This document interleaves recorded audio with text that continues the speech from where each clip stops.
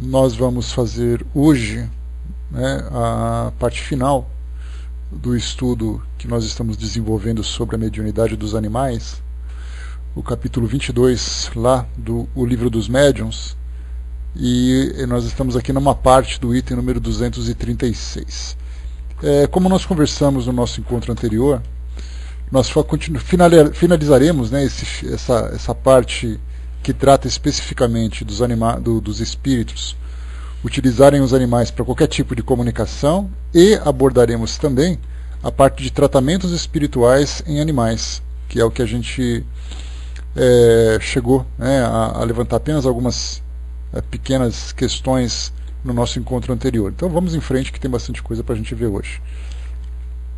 Bom, nós paramos aqui no trecho em que Kardec falava sobre a diferença que há entre as características dos fluidos perispirituais, tanto dos animais como dos seres humanos. Pelo fato de haver essa incompatibilidade, não há, então, como haver uma comunicação mental através desses fluidos para que os espíritos possam transmitir as suas ideias. Então Kardec diz assim para nós, aqui do parágrafo que nós paramos: costuma-se dizer, os espíritos mediunizam e fazem mover-se a matéria inerte, as cadeiras, as mesas, os pianos. Fazem mover sim, mas mediunizam não. Porque, ainda uma vez, sem médium, nenhum desses fenômenos se produz. Que há de extraordinário em fazermos que se mova, com a ajuda de um ou muitos médiuns, a matéria inerte e passiva, que justamente em razão de sua passividade, de sua inércia, está em condições de receber os movimentos e os impulsos que lhe desejamos dar. Aqui até essa parte, o que Kardec lembra é que, através do envolvimento, né, fluídico dos espíritos, somado com os fluidos perispirituais, ou os fluidos ectoplasmáticos, né, doados pelos médiuns de efeitos físicos, é possível então envolver um objeto e fazer com que ele se mova.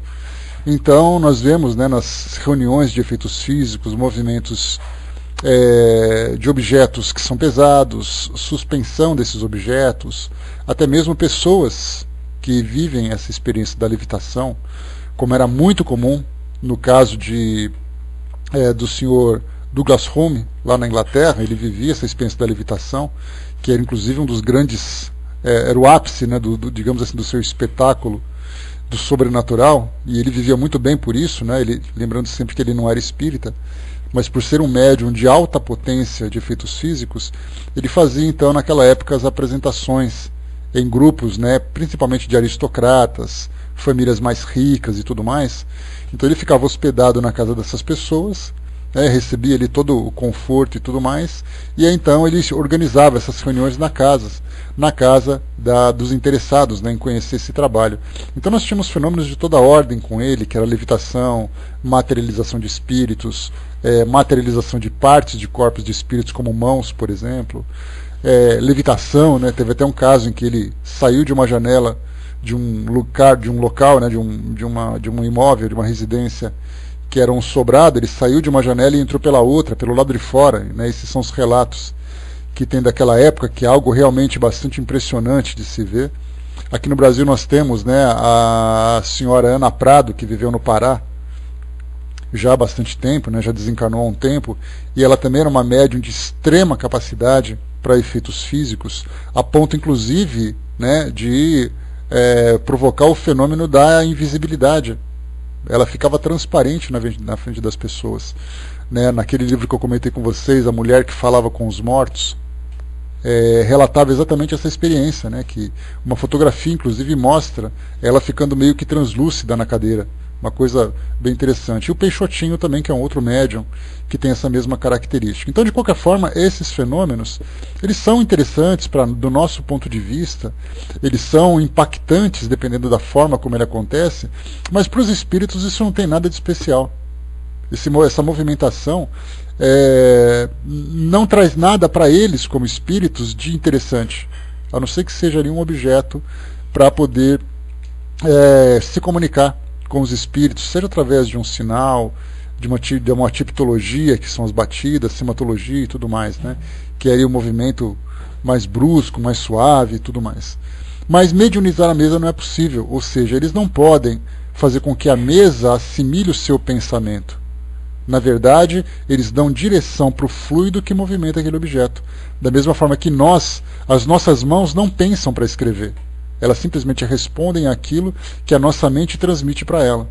Então ela nada mais é do que um objeto. O fluido nada mais é do que um objeto que envolve aquele móvel ou objeto qualquer. E ele então responde ao desejo, à vontade do espírito. Então não há mediunidade nesse caso no fenômeno físico, né? E continua. Não há o mediunismo, né? Ou não mediunizaram aquele objeto. E continua. Onde nós paramos aqui? Tá. Para isso, necessitamos de médiuns, é claro, mas não é necessário que o médium esteja presente ou consciente, porque podemos agir com os elementos que ele nos fornece sem que ele saiba e longe dele, sobretudo dos fenômenos de tangibilidade, que nada mais é do que a materialização de espíritos, onde ele se torna tangível, palpável, e de transportes também, quando pega um objeto de um local distante e faz com que esse objeto seja transportado.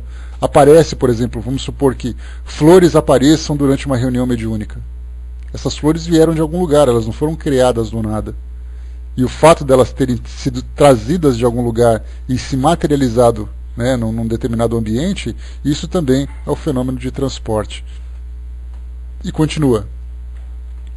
Nosso envoltório fluídico, mais imponderável e mais sutil que o mais sutil e imponderável dos vossos gases, unindo-se, casando-se, combinando-se com o envoltório fluídico mais animalizado do médium, e cuja propriedade de expansão e de penetrabilidade escapa aos vossos sentidos grosseiros, é quase inexplicável para vós.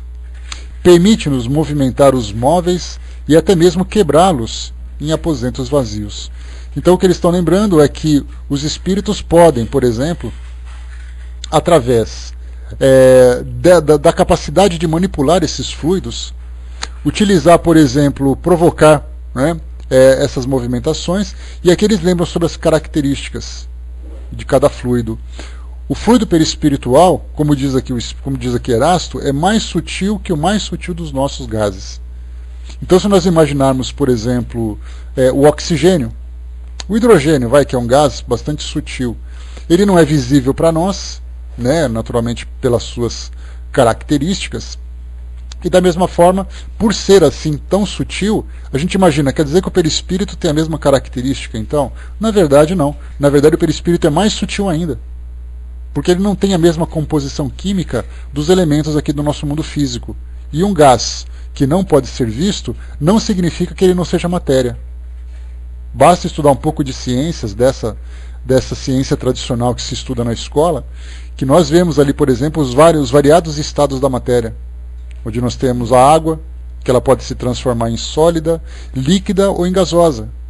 Então, quer dizer, o gasoso significa que ela é um gás, que ela fica vaporosa e que ela pode ficar mais ou menos sutil, de acordo com o ambiente, de acordo com a altitude, de acordo com a temperatura, características, fatores de modo geral. Então, hoje nós vemos uma nuvem. Uma nuvem nada mais é do que o gás que se encontra, a água que se encontra no estado gasoso. Mas se não tiver nuvem, significa que não tem gás? Sim, tem gás. Tanto é assim que nós dificilmente encontraremos no planeta um local onde a umidade relativa do ar seja zero. No Brasil, quando nós encontramos assim aquelas épocas que são um pouco mais graves, né, de tempo seco, de falta de chuva, principalmente no inverno, nós encontramos ali cidades que têm ali 20% da umidade relativa do ar, que é um estado de alerta, mas nunca 0%. Então a gente pode estar o tempo mais seco que for, pode estar mais calor que for, mais frio que for, nós temos ali o gás, a água em estado gasoso espalhado pela nossa atmosfera. Então, mesmo esse gás, por mais sutil que ele seja, o perispírito é mais sutil ainda. Então, fazendo essa combinação do perispírito dos desencarnados com os fluidos animalizados que nós doamos, que é o ectoplasma, fazendo essa combinação, nós provocamos então os efeitos físicos. Então é isso que o Espírito está querendo trazer para nós aqui, mostrando a possibilidade de fazer com que haja esses fenômenos. Certamente, continua aqui o Espírito Erasto, certamente os espíritos podem tornar-se visíveis e tangíveis para os animais, e muitas vezes o pavor súbito que os toma, e que vos parece sem motivo, é causado pela visão de um ou de muitos desses espíritos mal intencionados em relação aos indivíduos presentes ou aos seus donos.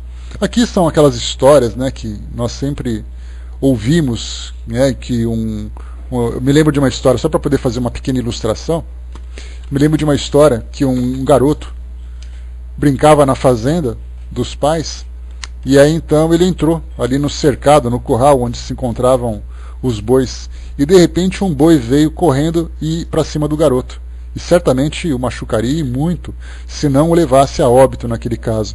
E de repente, quando o boi chegou perto, um touro na verdade, quando ele chegou perto do garoto, ele deu aquela freada brusca, ele parou e depois saiu. E aí então havia quem dissesse, né, que na verdade viram um espírito aparecendo na frente do animal para proteger o garoto. Então na verdade isso aí são histórias que o povo conta, que todo mundo conta, né? Mas o que o Espírito Erasto está querendo dizer para nós é que muitas dessas histórias elas são legítimas, elas são verídicas. Então cada um vai contar a impressão que teve dentro do ponto de vista, mas do ponto de vista espiritual isso acontece com frequência. Por exemplo, aqui continuando. Muito frequentemente se vê em cavalos que se recusam a avançar ou recuar, ou que se empinam diante de um obstáculo imaginário. Pois bem, podeis estar certos de que o obstáculo imaginário é quase sempre um espírito ou um grupo de espíritos que se comprazem em detê-los. Lembrai-vos da mula de Balaão, que vendo um anjo pela frente e temendo a sua espada flamejante, não queria avançar. É que antes de se manifestar visivelmente a Balaão, o anjo quis tornar-se visível apenas para o animal. Quero repeti-lo. Né? Coloca na área de texto, Regiane, por favor. Tá, escreve que eu faço a leitura do que você colocar. Tá bom? Mas quero repeti-lo. Não mediunizamos diretamente nem os animais, nem a matéria inerte. Precisamos sempre do concurso consciente ou inconsciente de um médium humano, porque necessitamos da união dos fluidos similares que não encontramos nos animais, na matéria bruta. Né? Então aqui são essas histórias que nós temos, e são várias. Né? Quem nunca ouviu uma história de que de repente alguém desencarnou numa família, e aí então mostra um cachorro parado olhando para a parede e abanando o rabo. Aí fica perguntando, o que será que ele está vendo ali? Será que ele está vendo alguém da família? Será que está vendo aquele familiar que desencarnou? Alguma coisa que ele está sentindo? Então essas histórias nós temos, e na verdade elas têm ali aquele fundo de veracidade. Né? Agora a gente vai entrar aqui num outro ponto, num outro comentário a respeito desse assunto. Bom dia, pessoal que chegou. Um outro ponto desse assunto que fala exatamente sobre o tratamento dos animais. E muitas vezes nós temos, se por um lado nós temos a falta de informação a respeito da possibilidade de tratamentos espirituais consagrados aos animais, e ficamos na dúvida se ele funciona, se não funciona, se pode, se não pode. Por outro lado, nós temos aqueles que rejeitam veementemente a possibilidade desse tipo de tratamento, exatamente por causa desse parágrafo que nós vamos ler agora. Por ter informação incompleta e pelo fato de termos uma citação a respeito desse assunto que fala contra o tratamento espiritual, aí então nós generalizamos e tudo então se torna, né, essa mistura de ideias pró e contra qualquer tipo de tratamento. Aqui nós temos então o trecho que diz assim: o Sr. T, dizem, magnetizou o seu cão. A que resultado chegou? Matou-o, porque esse infeliz animal morreu depois de haver caído numa espécie de atonia, de langor, consequência de sua magnetização. Com efeito, infiltrando-lhe um fluido aurido numa essência superior à sua essência, a essência especial da sua natureza, ele esmagou-o, agindo sobre ele, embora mais lentamente, à semelhança de um raio. Assim, não havendo nenhuma possibilidade de assimilação entre o nosso perispírito e o envoltório fluídico dos animais propriamente ditos, nós os esmagaríamos imediatamente ao mediunizá-los. Então, nós temos aqui alguns pontos importantes a considerar. Primeiro, com relação ao magnetismo, a aplicação dos fluidos magnéticos de um magnetizador sobre um animal provocaria nele, né, um choque vibratório, né, um choque de incompatibilidade fluídica, prejudicando a sua saúde. E nesse caso, acabou levando né, o animal a óbito. E segundo, sobre a questão do mediunismo. Então, se mediunizar um animal significaria envolvê-lo com o fluido perispiritual do desencarnado, ao mesmo tempo que, digamos assim, que são dois fluidos incompatíveis, um contaminaria o outro. Só que a contaminação maior partiria do fluido do ser humano, do espírito humano, sobre o espírito do animal, que é um fluido ainda que se encontra em processo de elaboração numa condição inferior à nossa. Então, nós os esmagaríamos. Então, nesse caso, nós temos duas questões. Primeiro, a mediunidade pode ser prejudicial. E segundo, o magnetismo também pode ser prejudicial. Então, baseado nessas duas informações, quando nós ouvimos assim, né, que tem um centro espírita que faz um tratamento espiritual de animais e tal, muita gente diz assim, olha, se eu fosse você eu não levaria. Porque lá no Livro dos Espíritos, lá no capítulo 22, que fala da mediunidade dos animais, diz que uma pessoa matou o cão na tentativa de curá-lo. E ao mesmo tempo que os espíritos dizem para nós que não é possível provocar, fazer esse envolvimento fluídico, né, mediúnico sobre o animal, que também prejudicaria.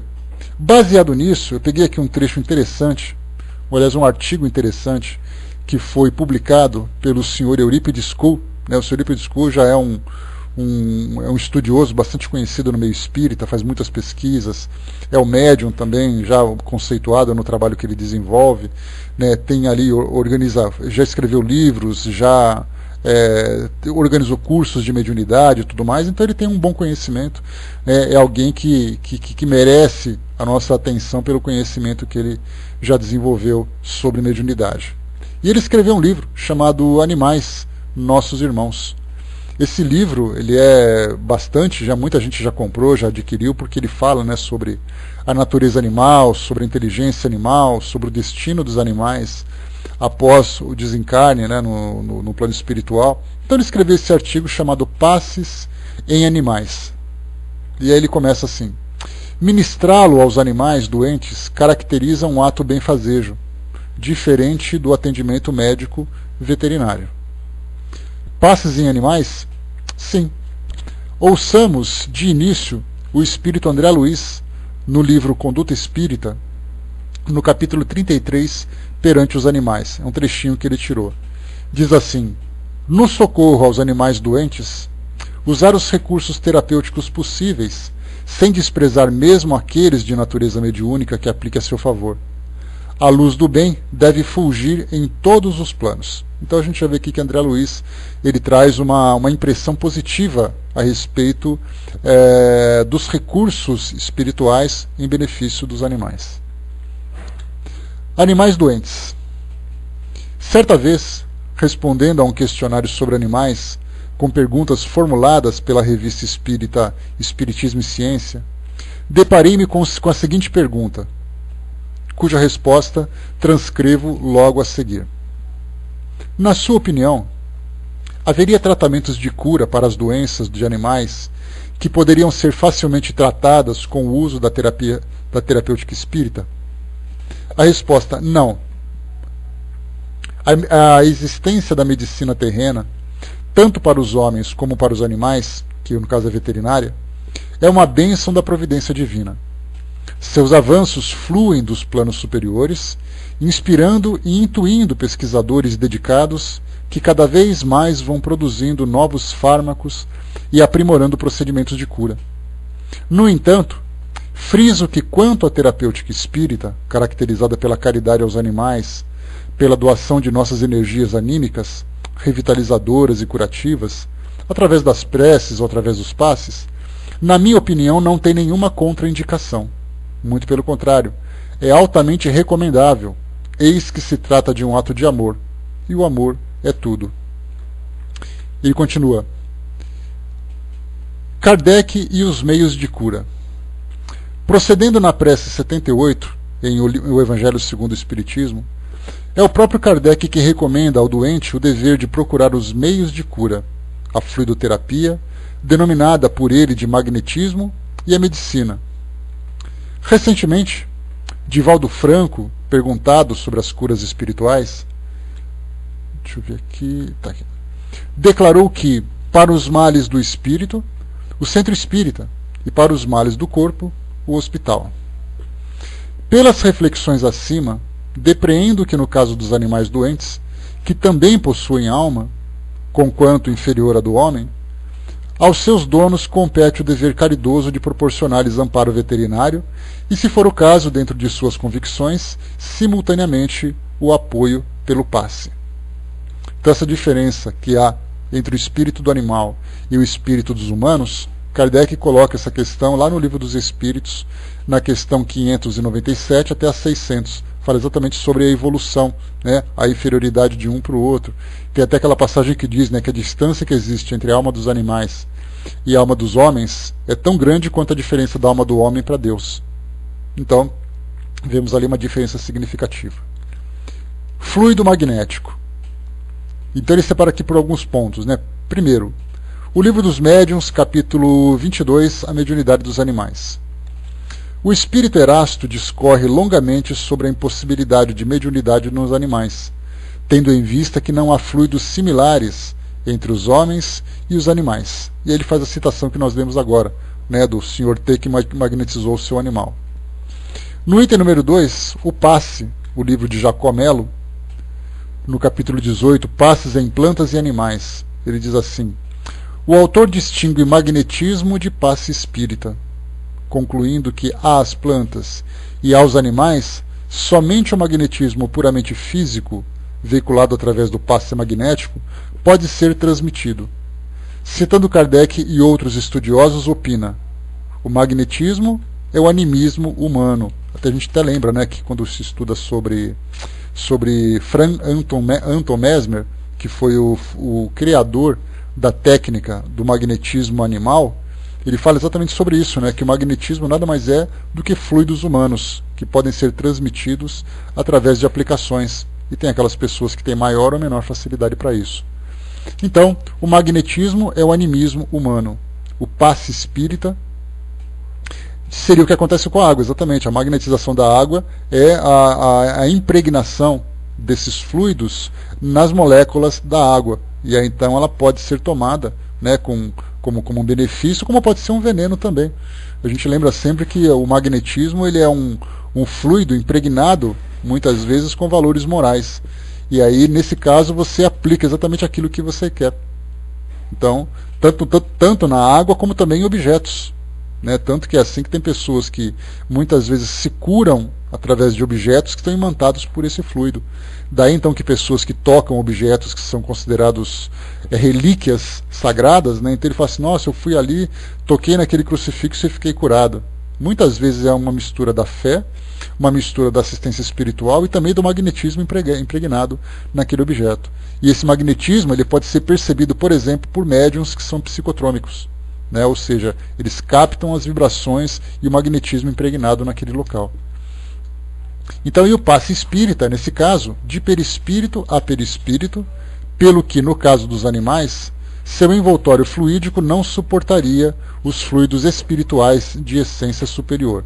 Isso aqui é colocação de Kardec. Apoiado em Erasto, Jacó conclui que o passe espírita fulminaria o animal doente. Então nós já vimos lá um pouco mais acima. Primeiro,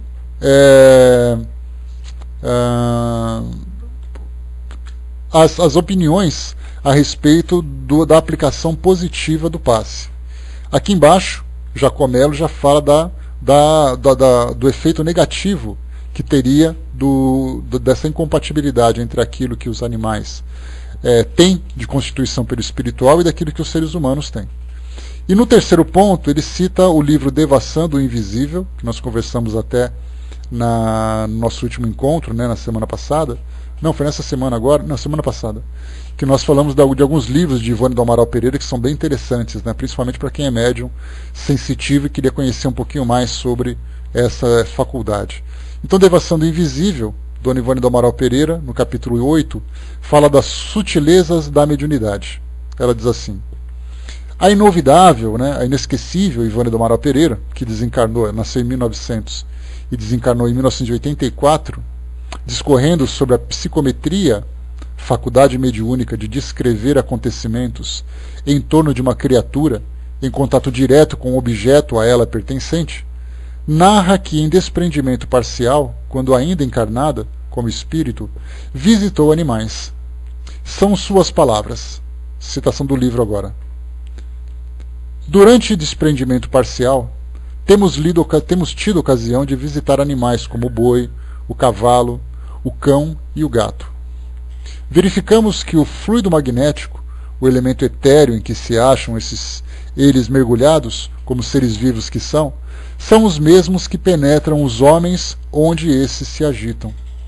Daí a correspondência vibratória, que faz o ser espiritual do homem compreender o ser do animal, senti-lo, assim como aos demais reinos da natureza. A impressão que guardamos das 4 espécies citadas foi profunda e enternecedora, como de semelhantes nossos.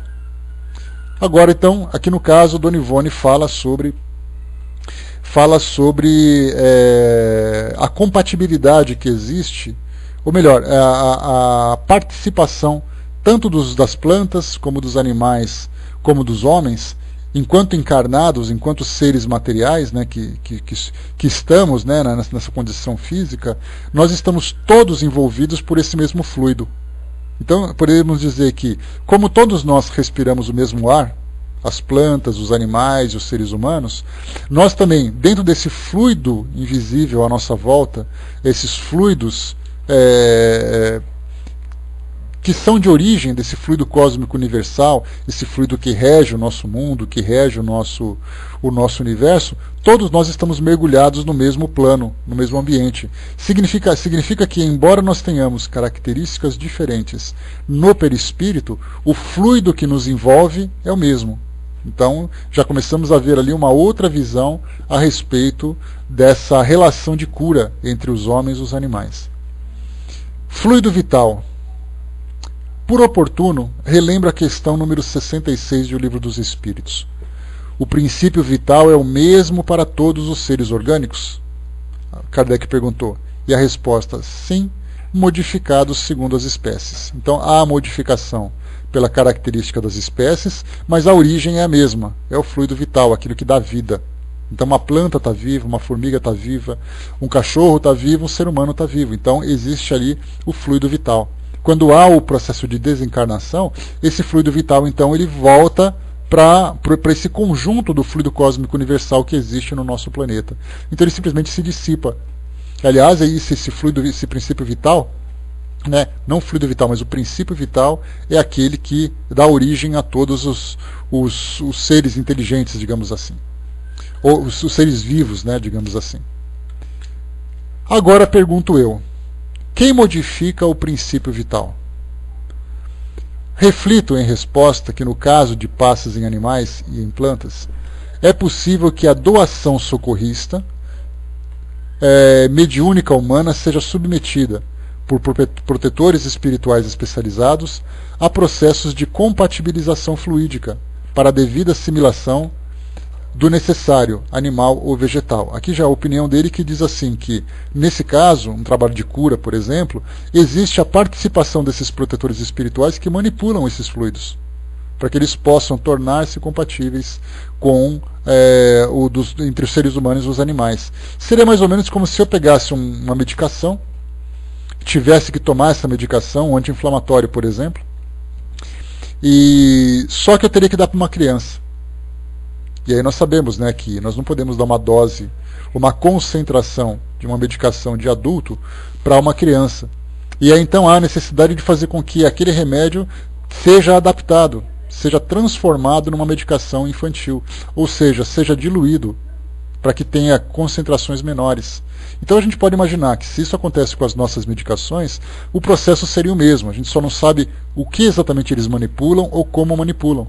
Mas essa mudança de adaptação do fluido humano para ser assimilado pelos animais, certamente passa por esse processo de manipulação.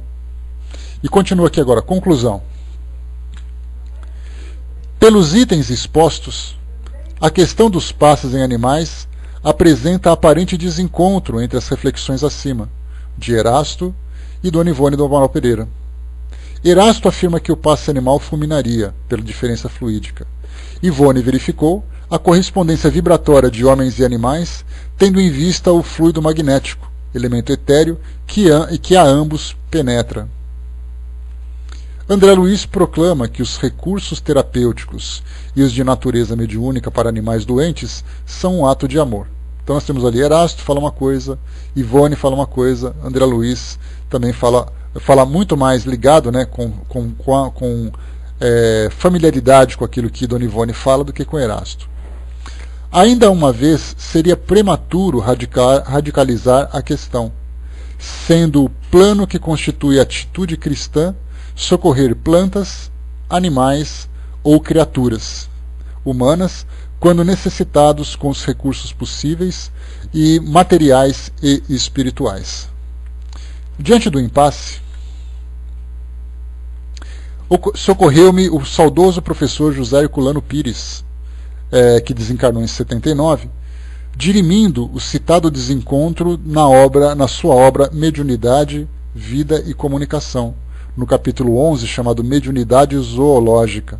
O professor Herculano Pires, para quem não se lembra, ele foi um dos maiores, um dos mais reconhecidos estudiosos espíritas que nós já tivemos aqui no Brasil.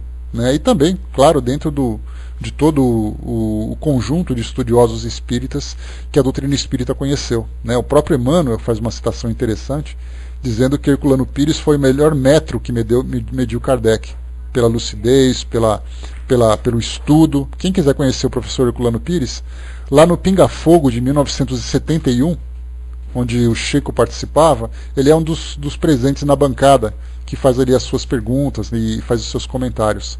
Então, ele escreveu nesse livro, dentre tantos outros que ele escreveu, Mediunidade, Vida e Comunicação. Então, aqui no capítulo 11, Mediunidade Zoológica. As reflexões são cristalinas, e por isso registro-as abaixo. Já leio, tá, Flor?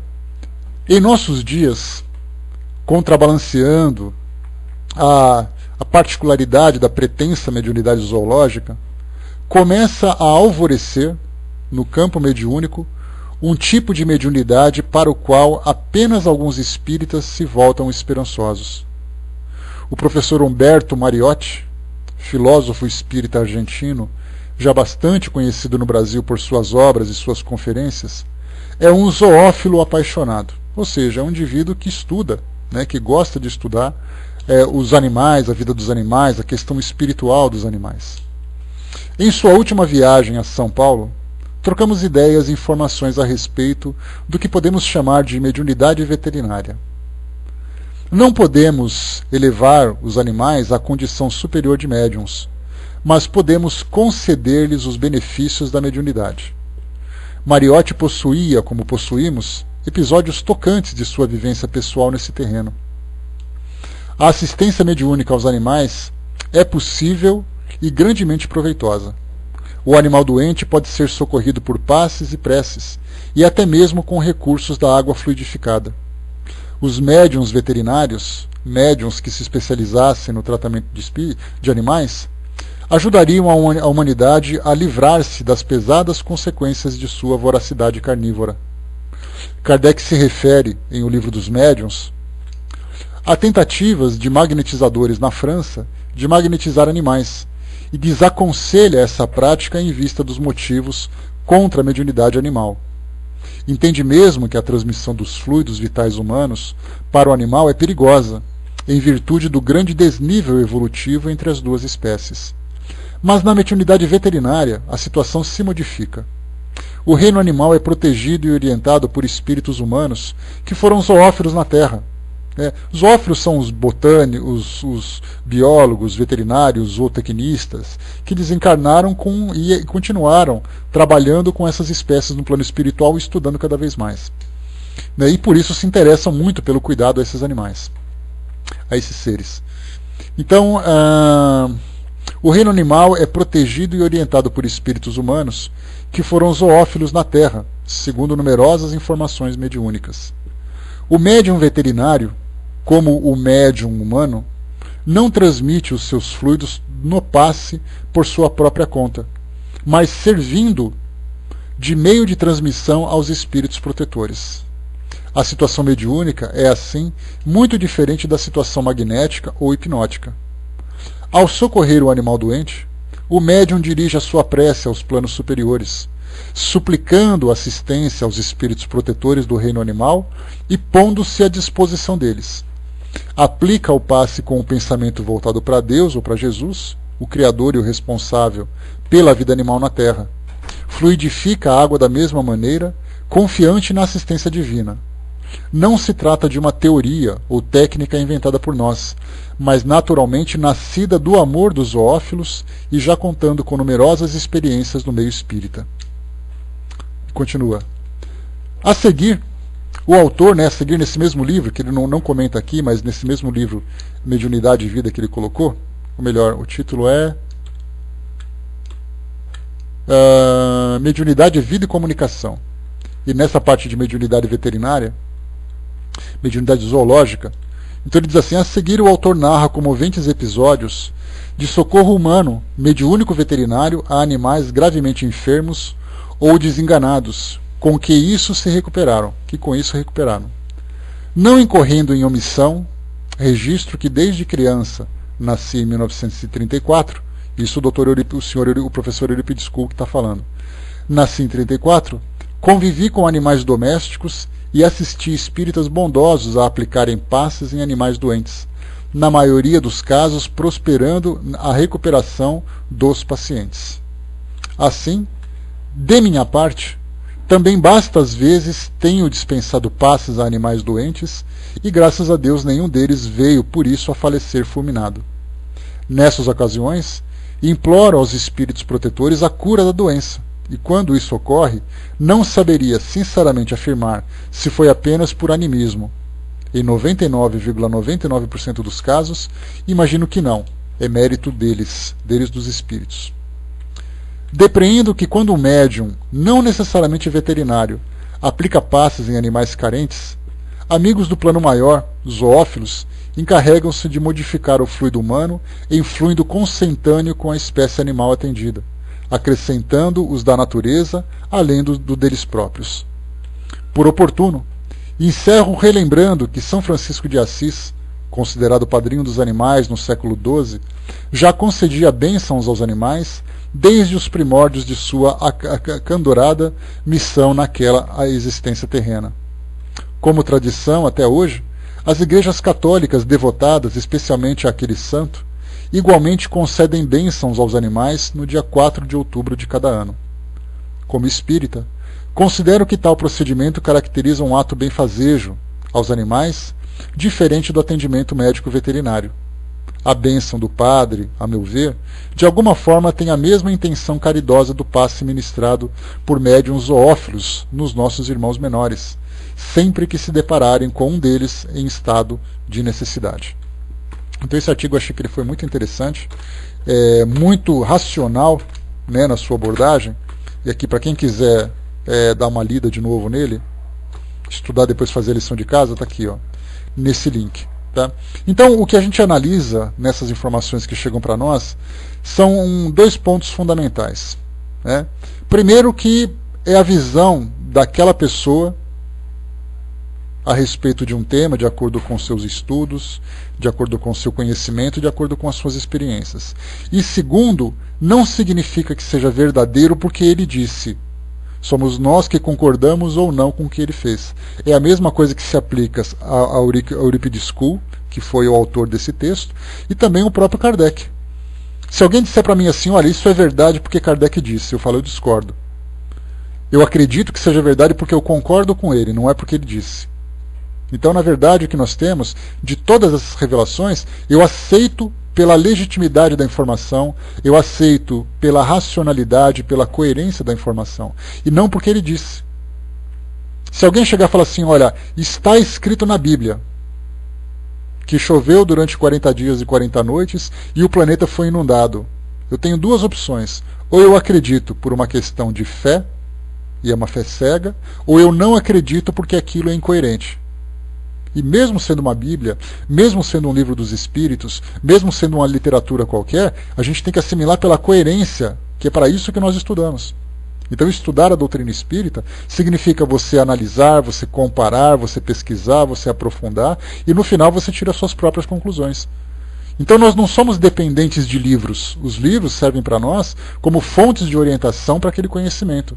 E aí então nós vamos nos aprofundando cada vez mais através dos estudos. Então esse texto do Sr. Euripides Kuhl, quando ele coloca assim, a meu ver, não existe nenhuma contradição, nenhuma contraindicação do passe magnético. E a gente começa a analisar a presença dos espíritos que trabalham na manipulação desses fluidos, o amor que você devota àqueles animais, a assistência espiritual que não desampara ninguém, seja humano, seja animal, seja um vegetal. Então a gente pensa assim, é possível? Sim, é possível. Você concorda com isso? Aí fica a critério de cada um. Então eu trouxe para vocês esse texto, naturalmente, para mostrar para vocês o meu ponto de vista, porque do meu ponto de vista eu acho que é absolutamente legítimo esse tipo de assistência. Tanto é assim que nós temos várias e várias instituições que se dedicam exclusivamente ao tratamento dos animais.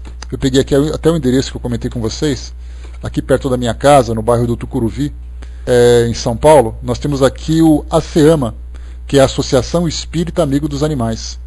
Esse centro ele se dedica exclusivamente ao tratamento com os animais, fazendo palestras, dando opção para tratamentos espirituais e tudo mais, né? Aqui, por exemplo, ó, só para passar para vocês, deixa eu ver aqui rapidamente, atividades, ó. Deixa eu ver aqui, assistência espiritual, está aqui, ó. Atividades, passes em animais. Aí ele faz uma citação aqui do Conduta Espírita, faz uma análise do benefício do passe.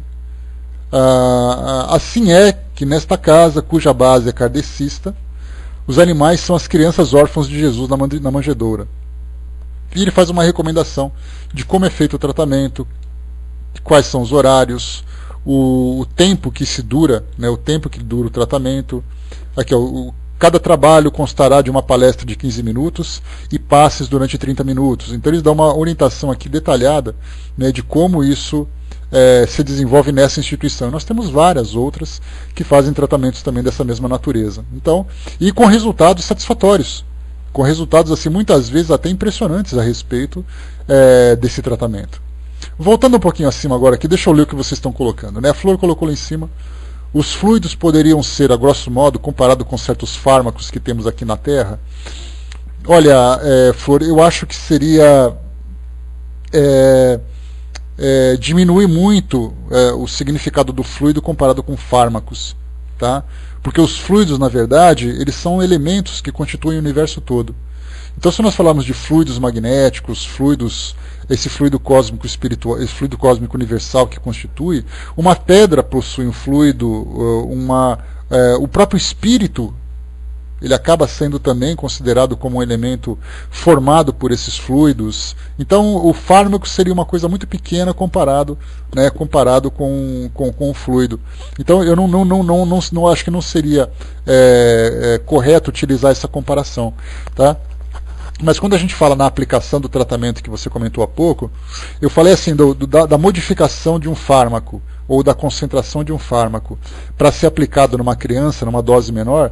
Então vamos supor que ele seja, um indivíduo toma um comprimido de 20 gramas, de 20 miligramas uma vez ao dia.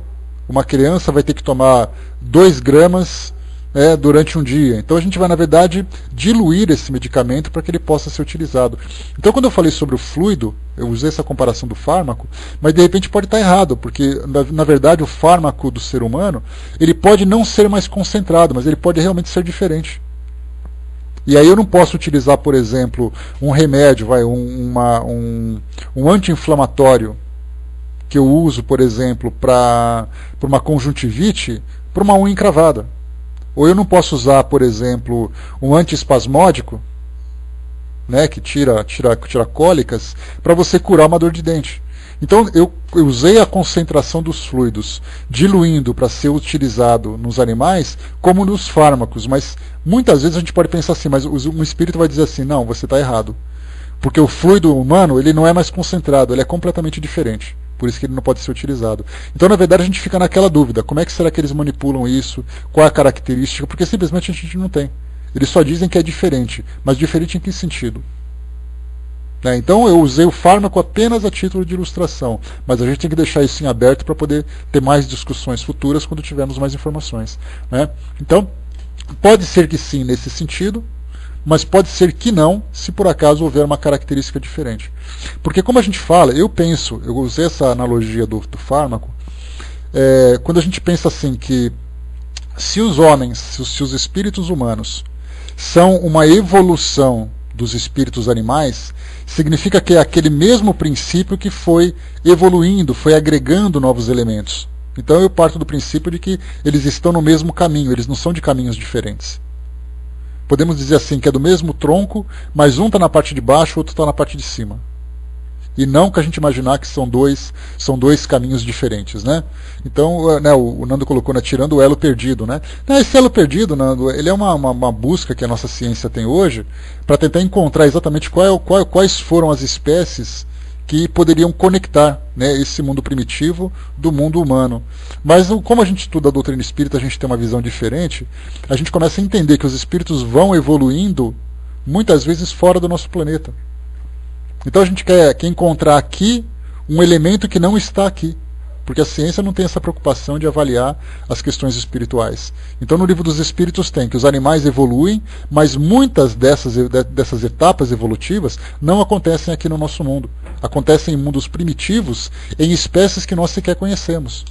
Aqui nós conhecemos, por exemplo, os hominídeos, né, que são aquelas espécies que foram descobertas a partir do século XX, né, na década de 30, década de 40 e assim década de 60, encontrando, por exemplo, um Australopithecus, o homem de Neandertal, os Homos erectus, os Homos habilis, os Homo sapiens do passado. Então, várias espécies que hoje se encontram em museu foram constituindo essa cadeia, esse quebra-cabeça que estava faltando.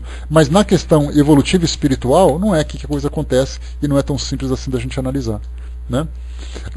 Deixa eu ver aqui, a Miriam colocou, né, fico pensando se um simples afago em um animal que sente dor, desejando alívio, também não seria uma aplicação de magnetismo. Imagina, Miriam, que você tem um apego, um carinho, um apego no sentido positivo, né? Um amor muito grande, vai com Deus você fala, um amor muito grande pelo seu animal, e ele se encontra doente, numa condição grave, que não necessariamente vai levá-lo a óbito, mas que está ali sofrendo bastante. E aí então você abraça o animal, você passa a mão na cabeça do animal, você fica conversando, dando beijo. Eu acho que esse ato, ele já exala naturalmente tudo aquilo que você tem de sentimento positivo e também de elementos de magnetismo, elementos fluídicos que envolvem aquele animal. Assim como acontece com uma mãe, por exemplo, que tem um filhinho que está doente, ela pega aquele bebê no colo, fica dando remedinho. Isso já é uma transmissão de fluido, sem dúvida nenhuma. Eu também vejo dessa forma, porque a intenção ela é tão potente, porque muitas vezes você trabalha num centro espírita, dando passes, por exemplo, né? Você trabalha lá no centro espírita e você está dando passes em pessoas que você nunca viu. Mas a sua dedicação faz com que o seu tratamento seja positivo, o seu tratamento seja eficaz. Agora imagina você dando um passe em alguém da sua família. A intensidade com que você transmite aquele fluido, o pensamento que você dirige, ele se torna 10 vezes, 100 vezes mais potente. Tanto é assim que nas nossas preces, né, quando a gente faz uma prece em benefício de alguém que do nosso afeto, do nosso carinho, que passa por uma situação difícil, a gente praticamente se ajoelha em pensamento para poder fazer uma prece. Se você faz uma prece por alguém que você gosta, mas que você não tem tanta afinidade assim, você faz uma prece voltada, dedicada e tudo mais. Então, na verdade, esse sentimento que nós temos, que envolve também a nossa intenção, certamente seria uma transmissão muito potente. Né? Deixa eu ver aqui, a Shanri colocou em cima que já fez essa mesma experiência. Né? a doutora Ivênia Prado, que é espírita, nos fala muito sobre os animais, né? Ela é veterinária. E assim como outros também, né? Eu tinha comentado sobre aquele site, que os animais e o espiritismo, né? Que é o blog de uma amiga, e eles fazem estudo, eles são profissionais da área veterinária, né, zootecnistas, biólogos, veterinários e tudo mais, e são espíritas também. Então os trabalhos, as pesquisas que eles fazem estão voltadas para o tratamento dos animais. Então eles também, né, relatam essas experiências que são bem interessantes. Deixa eu ver aqui mais que vocês colocaram. Tá, bom dia pessoal que chegou. Então, nesse caso, como eu coloquei para vocês, a gente tem ali 2 pontos, 2 caminhos a seguir, né? Na verdade, 3 caminhos, mas o terceiro normalmente a gente não percorre. O primeiro caminho, se nós seguirmos ao pé da letra aquilo que está sendo colocado por Erasto, que não fala necessariamente especificamente sobre tratamento espiritual. Ele fez uma citação de um tratamento espiritual para mostrar a incompatibilidade perispiritual entre os 2 elementos, o elemento humano e o elemento animal. Então, se nós nos apegarmos apenas a essa citação, a gente vai recusar qualquer tipo de tratamento aos animais. O segundo é nós pesquisarmos mais, abrirmos mais a nossa visão, buscarmos mais informações, até mesmo, muitas vezes, encontrando até aquilo que a gente não queria. Porque quando você faz uma pesquisa, você pode, como Kardec viveu isso na época dele, né? Ele fazia pesquisas para tentar encontrar informações que que endossassem aquilo que ele pensava. Então ele falava assim, quer dizer então, ele fazia para os espíritos, né? Quer dizer então que se o médium tal coisa, o espírito fizer tal coisa, vai acontecer isso? Aí os espíritos dizem, não é assim.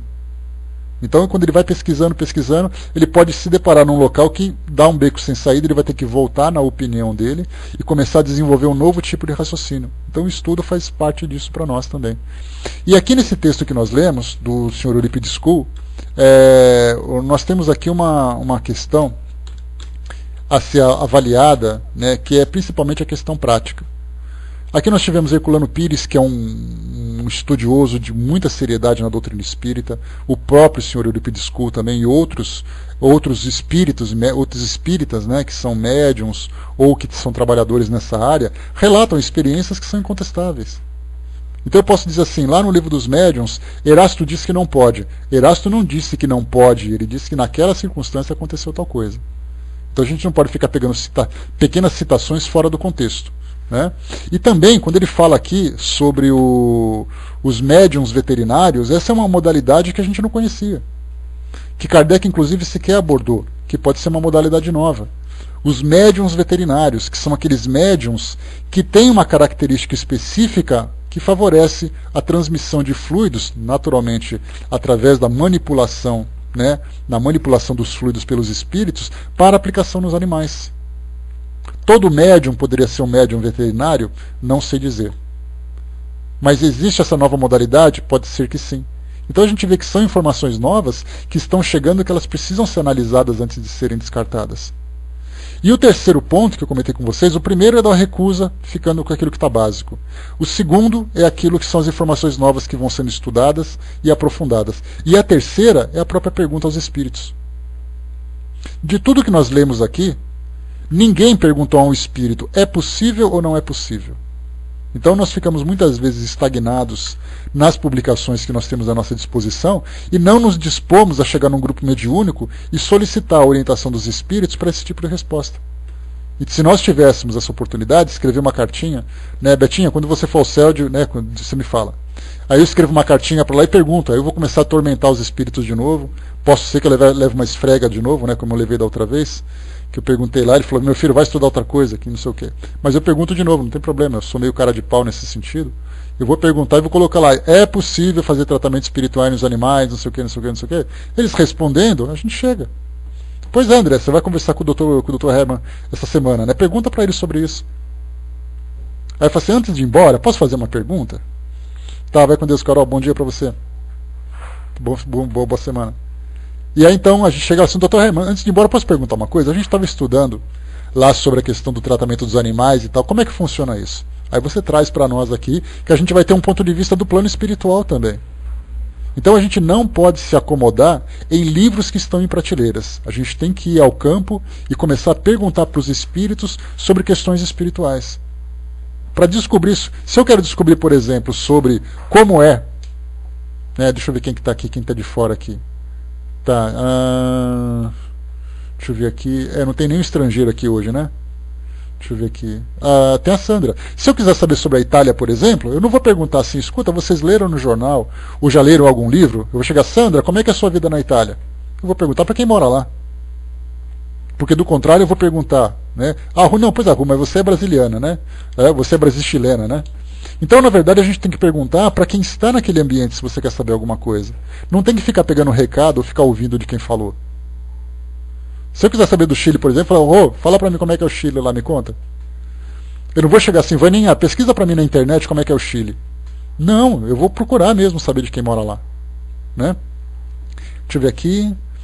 O Júlio colocou, bom dia, Júlio, né? Existe uma grande diferença entre fazer um tratamento mediúnico e um tratamento magnético, sem intervenção dos espíritos, ou seja, somente com sua assistência. Exatamente isso que o Euripides School falou, Júlio, sobre a questão dos espíritos que ajudam no tratamento espiritual, trabalhando nessa manipulação, para que haja essa compatibilidade entre os dois tipos de fluidos.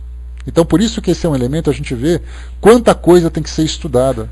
Muitas vezes, até esses grupos mediúnicos que fazem tratamentos espirituais em animais, eles se dedicam apenas a estudo de livros. Eles não consultam os espíritos para saber isso.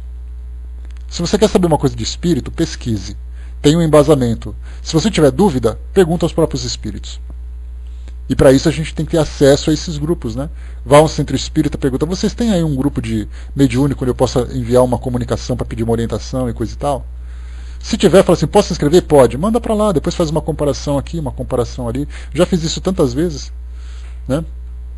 Maria Lúcia colocou lá em cima, né? Dizem que Thomas Edison realizou mais de 2.000 experiências para fabricar a lâmpada elétrica, né? Através da tentativa e erro e acerto. Né? No caso dessas aplicações, né? Das aplicações que são feitas de cura, de tratamento, né? Então a gente tem que ter ali um aprofundamento cuidadoso, mais delicado, porque afinal de contas a gente lida com a vida.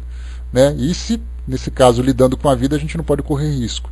E aqui também lembrando, né, a Miriam colocou aqui sobre o Giacomello, e ele diz, porque ele é um grande conhecedor, um grande estudioso do tratamento espiritual, ele disse que não pode ser aplicado. Então a gente fica naquela. Erasto disse que aquilo pode provocar algum tipo de lesão. O passe, segundo Giacomello, que também se baseia em Erasto, diz que não pode. Aí vem o Dr. Euripides School e pega Herculano Pires. Então a gente tem assim, né, dois times de gente grande, cada um com opinião contrária ao outro. De um lado nós temos Euripides School com Herculano Pires. Do outro nós temos Giacomello com Emmanuel. Os dois com opiniões contrárias. De repente vem Dona Ivone do Amaral Pereira e vai para as bandas do Euripides School. Então, quer dizer, são discussões grandes. No meio dessa bagunça toda, a gente fala assim, gente, espera só um pouquinho, eu vou perguntar para os espíritos e já volto. E a gente traz a opinião daquilo que vem de lá. André Luiz, por outro lado, fala que sim. Né? Miriam colocou, me lembrei do Jacó falando sobre o passe em pessoas com depressão. Depois de investigar e testar mesmo, chegou à conclusão que o melhor seria apenas o dispersivo. Foi na base da observação das experiências e segue pesquisando. Pois é. A gente vê assim a importância, né, dessas investigações, desses experimentos, avaliar as consequências. É assim que a nossa ciência evolui. Ninguém toma um remédio por tomar. A primeira coisa que a gente faz é fazer testes, testar dose, testar sintomas, testar ali os efeitos colaterais, para depois ele se tornar. Então uma medicação que é descoberta agora, ela vai chegar ao mercado daqui a 10 anos. Para que ela possa ser exaustivamente testada para a segurança do paciente que vai tomar. No caso das questões espirituais, principalmente nessa parte de fluidos e passes, é a mesma coisa. Então tem que ser analisado com cuidado. Então eu trouxe para vocês aqui esse ponto, porque muito se fala sobre ele. Né? Muito se fala sobre se pode, se não pode, que o animal faz, que não faz e coisa e tal. O Centro Espírita Nosso Lar, Casas André Luiz aqui de São Paulo, que é uma instituição muito grande, né? Que é uma das, talvez se não for a maior do Brasil, está entre as maiores, pela dimensão das suas atividades de rádio, TV, assistencial, mais os centros espíritas e tudo mais, eles fazem um trabalho de divulgação atestando o benefício do passe em animais. Inclusive tem um texto interessante que mostra, né, uma pessoa magnetizando a água para que o animal possa tomar como remédio. Mas não é o magnetismo puro, é o passe mediúnico com a intervenção dos espíritos para poder beneficiar aquele animal. Então, quer dizer, também é uma instituição que endossa essa questão. Então, é um tema a ser trabalhado, é um tema a ser discutido. Para a gente poder fechar, vamos em frente aqui agora. Né? Pois é, exatamente isso, né? Sandra, dá uma lidinha aqui nesse texto que eu passei para vocês. Tá aqui, ó, de novo, tá? Dá uma relida aí para você ver qual é a ideia que se faz, né? E aí então você vai chegar ali às suas próprias conclusões. A informação que vem desse texto é exatamente isso. Olha, se você faça uma prece pedindo assistência dos espíritos que cuidam dos animais, que te ajudem a transmitir, né, os seus fluidos para que ele possa se beneficiar. Então ele diz assim, olha, eu acho que é absolutamente possível e saudável fazer isso.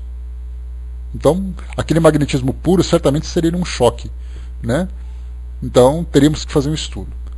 Bom, vamos lá. Voltando então para a questão da cura e para a questão da mediunidade dos animais. Isso estabelecido...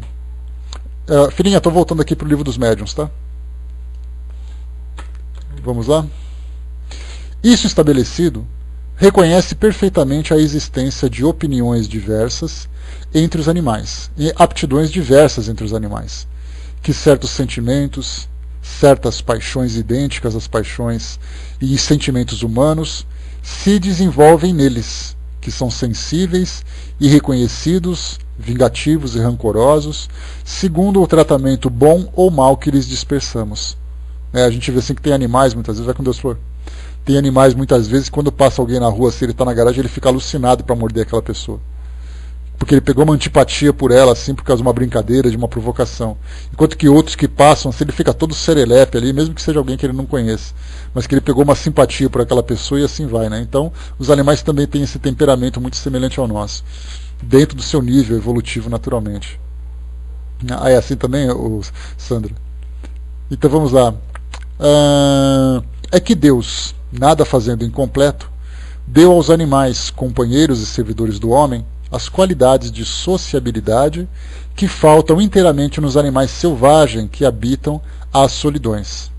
Mas daí a poderem servir de intermediários para a transmissão do pensamento dos espíritos, vai um abismo, a diferença das naturezas. O que Erasto está colocando aqui é que, se nós comparássemos uma hiena lá na savana africana e um cachorro domesticado numa residência de uma cidade, numa sociedade estruturada, o animal que vive na residência, que é domesticado, como o próprio nome diz, domesticar é porque ele já tem ali o hábito da sociabilidade, de conviver com pessoas e tudo mais, o que é diferente, por exemplo, de uma hiena, que vive, né, nas selvas e não tem nenhum tipo de contato. Então, o fato do animal doméstico ter mais sensibilidade, facilidade para intervir, não significa que ele é mais ou menos fácil de ser utilizado pelos espíritos como instrumento mediúnico.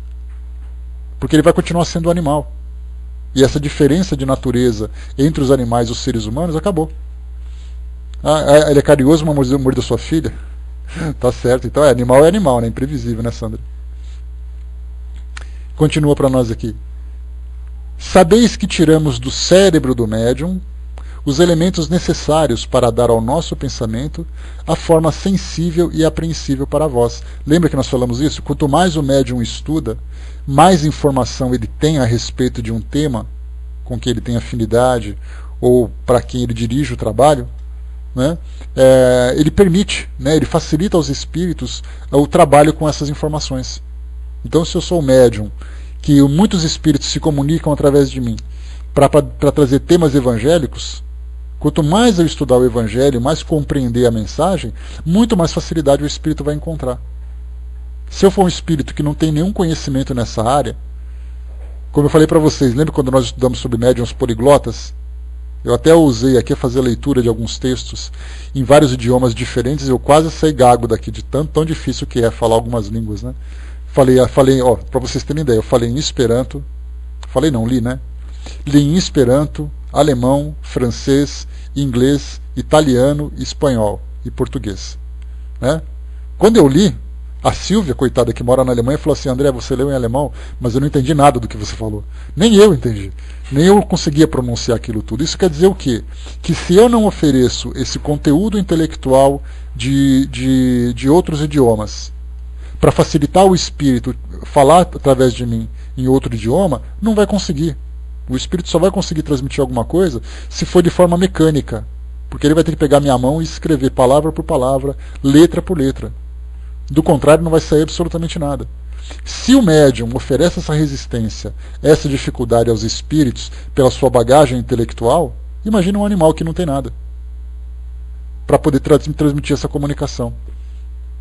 E continua. E com o auxílio dos próprios materiais, que o médium traduz o nosso pensamento em linguagem vulgar. Pois bem, que elementos encontraríamos no cérebro de um animal? Haveria ali palavras, letras, alguns sinais semelhantes aos que encontramos no homem, mesmo no mais ignorante?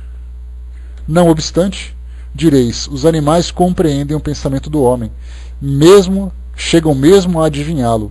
Sim, animais adestrados compreendem certos pensamentos, mas acaso já vistes reproduzi-los? Não. Conclui, pois, que os animais não podem servir-nos de intérpretes.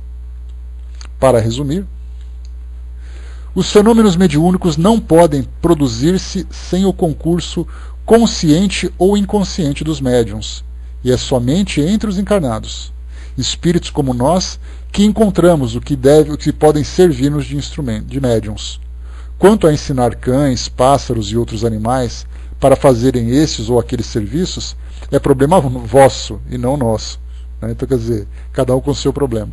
E aqui, o que colocado por Herculano Pires, que traduziu essa obra, ele coloca uma nota de Kardec. Na Revista Espírita de setembro de 1861, encontra-se a explicação minuciosa de um processo empregado pelos amestradores de pássaros sábios para fazê-los tirar de um maço as cartas que se quiserem. Aqui ele fala sobre os realejos, Então ficava rodando aquela maquininha infernal que faz aquela música nos parques de diversões antigamente, e aí então a pessoa chegava, pagava qualquer coisa ali, e aí o passarinho, o periquito ia lá e tirava uma carta de um maço, e a carta que falava sobre o futuro daquela pessoa. Aí todo mundo achava que aquele pássaro podia utilizar ou a sua inteligência, ou ser influenciado por um espírito que transmite uma mensagem para aquela pessoa. E aí Kardec mostrou que isso nada mais é do que o adestramento, que os pássaros não podem fazer isso. E para a gente fechar, um raciocínio, algumas vezes nós vemos na televisão um animal, um cavalo, um cachorro, um macaco, que fazem ali, que apresentam, fazem algumas demonstrações de grande inteligência. Um cavalo, por exemplo, que é capaz de bater no chão com várias pancadas, um determinado número. Aí o cavalo vai, vê um número no chão, dá aquela batida, de quantas batidas assim, todo mundo fica impressionado. Tem o número 5 escrito no chão, o cavalo vai lá e dá 5 batidas. Até que ponto isso é inteligência, até que ponto isso é adestramento? E aí então nós vemos que isso nada mais é do que um treino, que os animais têm a sua inteligência sem dúvida nenhuma, mas é uma inteligência muito limitada. Ela não permite, por exemplo, raciocínios. Ela permite algumas manifestações, alguns treinos que ele é capaz de fazer. Mas fora isso, ele não consegue nada além. E se ele não tem essa bagagem intelectual, os espíritos não podem utilizar. Alguns fenômenos, sem dúvida, como a gente viu, a respeito de aparições para os animais, de reação que eles têm e tudo mais, isso pode ser impressionante. Mas isso não significa que os espíritos estão transmitindo alguma ideia através da mente daqueles animais. Pelo contrário.